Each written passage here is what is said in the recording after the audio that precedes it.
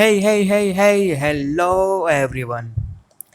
जैसे कि ये जो लॉजिकल रीजनिंग्स एसएससी के एग्ज़ाम्स में या रेलवे बैंकिंग जितने भी आपके ये गवर्नमेंट कॉम्पिटिटिव एग्ज़ाम्स होते हैं उनमें रीजनिंग के क्वेश्चंस बहुत इम्पॉर्टेंट होते हैं। अगर आपने इनको अच्छी तरह से करेक्ट नहीं किया तो शायद ही आपका पेपर निकल सकता है, क्योंकि जनरल का कट ऑफ अगर 200 नंबर का पेपर है,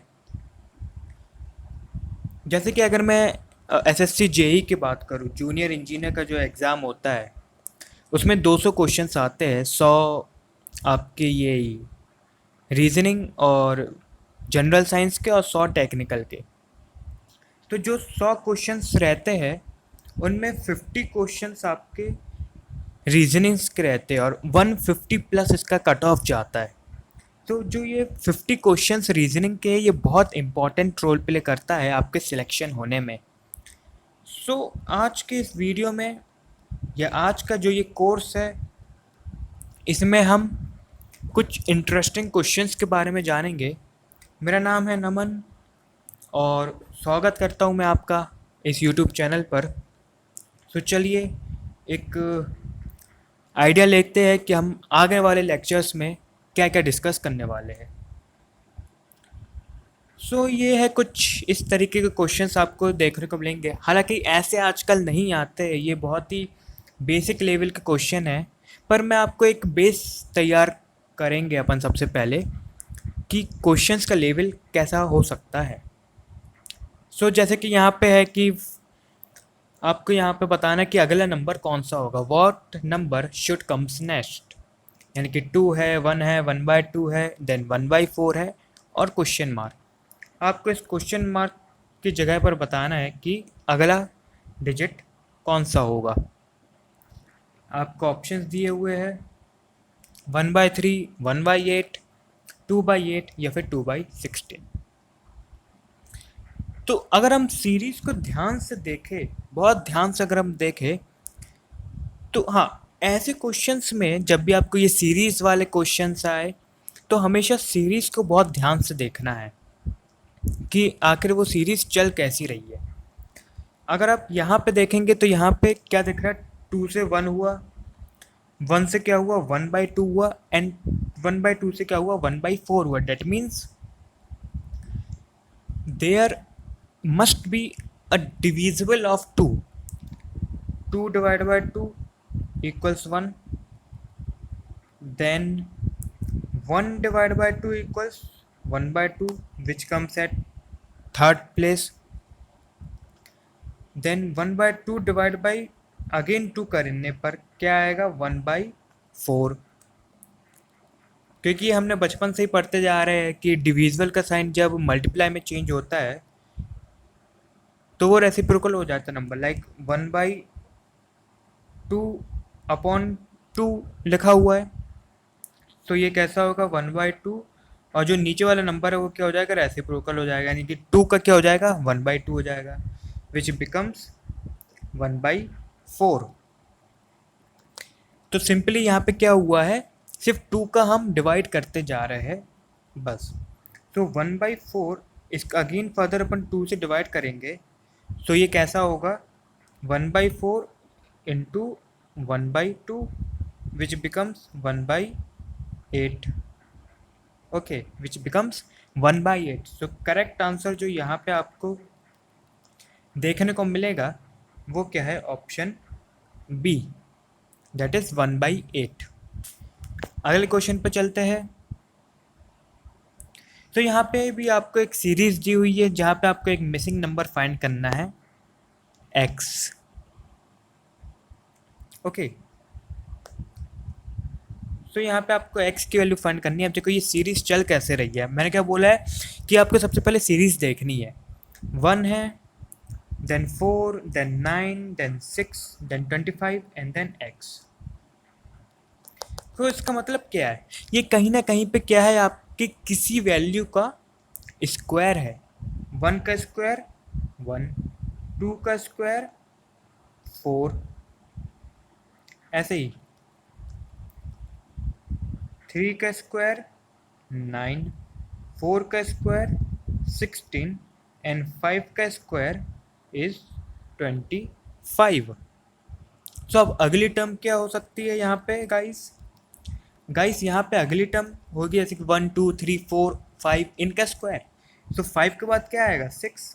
6 का स्क्वायर क्या होगा? 36। और ऑप्शन में दिया है क्या? Yes, we have in option number B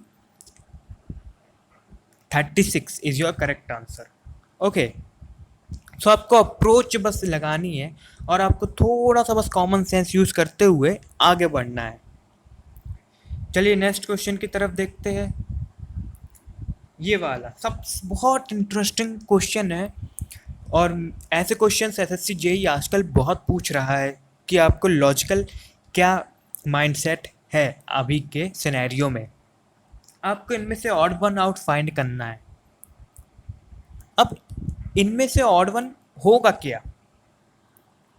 mermaid, स्फिनिक्स, unicorn या डायनासोर्स?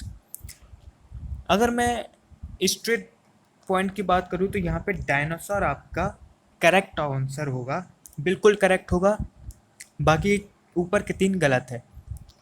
रीज़न क्या है? बहुत ध्यान से सुनना, बहुत इंटरेस्टिंग रीज़न है, इसके पीछे की स्टोरी बहुत सही है। रीज़न ये है कि जो बाकी के 3 हैं ये क्या है? इमेजिनरी है। दिस ऑल्स आर इमेजिन किए गए क्रिएचर्स है। ये सारे इमेजिन्स क्रिएचर्स है। बल्कि डायनासोर क्या है? ये रियल है। ये क्या है? रियल है। अब इमेजिनरी कैसे है? मरमेड यानी कि जल परी, किसी ने देखा है आज तक?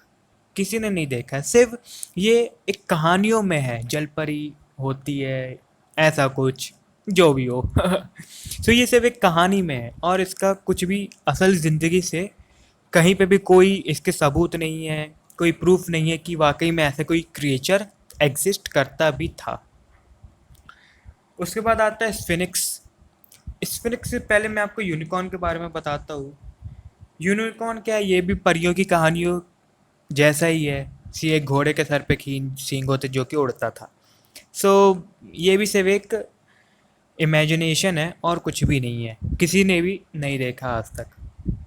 अब जो स्फिनिक्स है, स्फिनिक्स एक्चुअली ये गीज़ा के जो पिरामिड्स है वहाँ पे ये एक स्कल्पचर है जो कि जिसका सिर तो आधा इंसान का है लेकिन पूरी बॉडी इंसान की नहीं है। एक्चुअली ये एक अलग ही टाइप के जानवर या एनिमल से मिलता जुलता उसकी जो बॉडी है वो बनाई गई है।